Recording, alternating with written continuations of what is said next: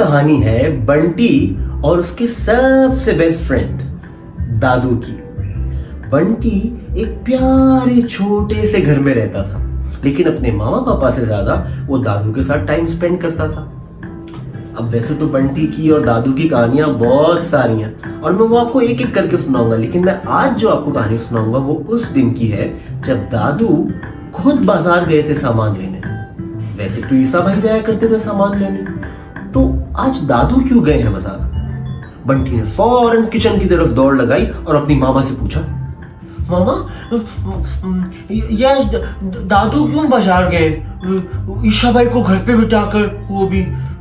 तो मामा ने बोला, क्यों ना आप ये बात खुद दादू से ही पूछ ले, वो बताते ही होंगे। इतने में घंटी बजी और दादू बेचारे सामान के सारे थैले लेते हुए घर में एंटर हुए। दादू मेरे को एक बात बताए, वैसे तो हम ईशा भाई जाते हैं बाजार, तो आज ईशा भाई को घर पे बिठाकर आप क्यों गए थे बाजार? दादू ने उसे प्यार से समझाया, देखिए पिंटू बेटे, कभी कभी हमें अपने इर्द गिर्द के लोगों के बारे में भी सोचना चाहिए। हाँ, अगर हम हर वक्त सिर्फ अपने बारे में सोचेंगे तो इस दुनिया से हैप्पीनेस खत्म होने लगेगी। बंटी ने थोड़ी देर के लिए सोचा। ये तो आपने बिल्कुल ठीक बात बोली है दादा जान।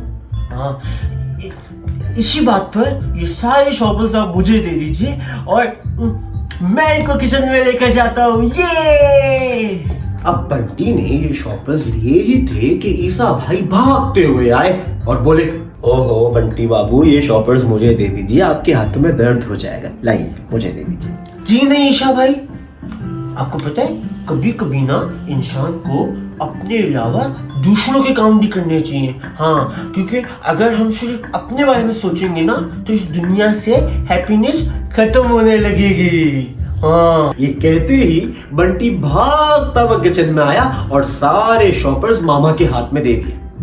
अब पीछे पीछे बेचारे दादू भी चलते चलते किचन में आए और बोले, अच्छा भाई, सब एक बात सुन रहे कि चूंकि आज मैं खुद बाजार गया था फिश खरीदने के लिए, एक रीजन है उसका। समझ तो तुम गए होगे ईशा। हाँ, अब तुम मेरी फेवरेट मसाले वाली जो फिश है मुझे वो बना दो। हाँ, अच्छी सी।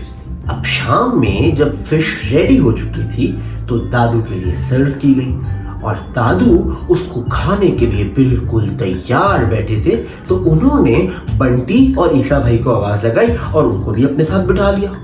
अब तीनों मजे से फिश खाने लगे तो दादू ने अचानक ईसा भाई से एक सवाल पूछा, मियाँ ईसा, हमको एक बात बताओ, ये तुमने इतनी मजेदार फिश मसाले वाली बनाना सीखी कैसे?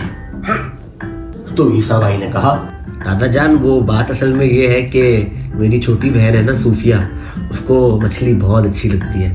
अब सारा साल तो मैं खरीद नहीं सकता, तो उसकी सालगिरह पे हर साल एक दफ़ा खरीद के बनाता हूँ, तो बस वो जितना कुछ आते हैं ना उसमें डाल देता हूँ। तो क्योंकि हमेशा से बनाता हूँ तो हाथ पे लग गई कि मसाले वाली मछली अच्छी बना लेता हूँ।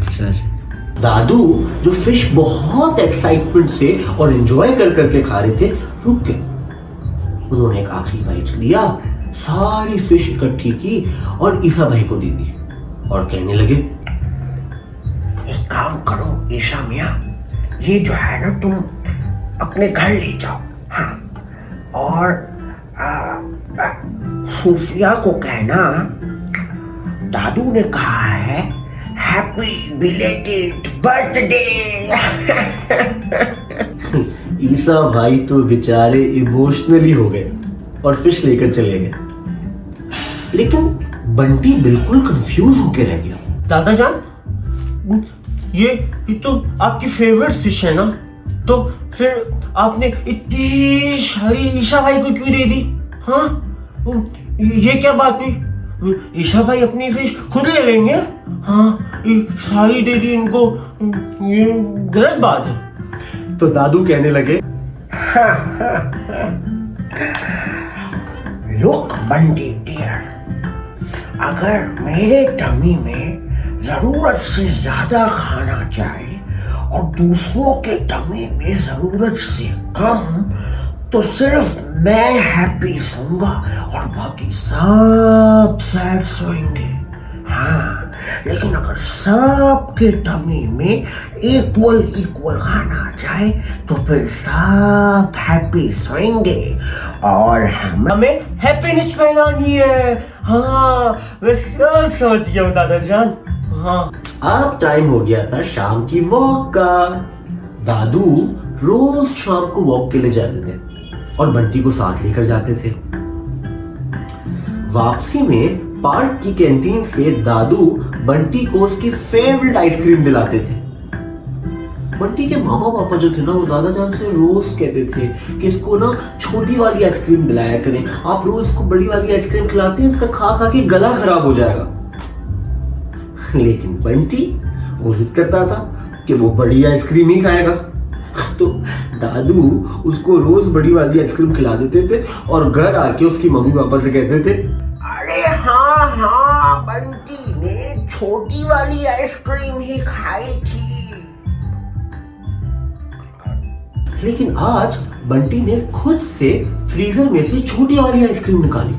दादू ये देख के बहुत खुश हुए कि चलो फाइनली ये बच्चा बात समझ गया, अब ये छोटी वाली आइसक्रीम खाएगा। लेकिन क्या देखते हैं कि बंटी ने उसके फौरन बाद एक और छोटी आइसक्रीम निकाल ली। अब दादू ये देख के परेशान हो गए और कहने लगे, अरे लो भाई, हाय हाय हाय, हमें लगा कि आप फाइनली बात समझ गए हैं और छोटी आइसक्रीम खाएंगे, लेकिन आपने तो और भी बड़ा प्रॉब्लम खड़ा कर दिया। हाँ, अब आप दो आइसक्रीम खाएंगे। हाँ।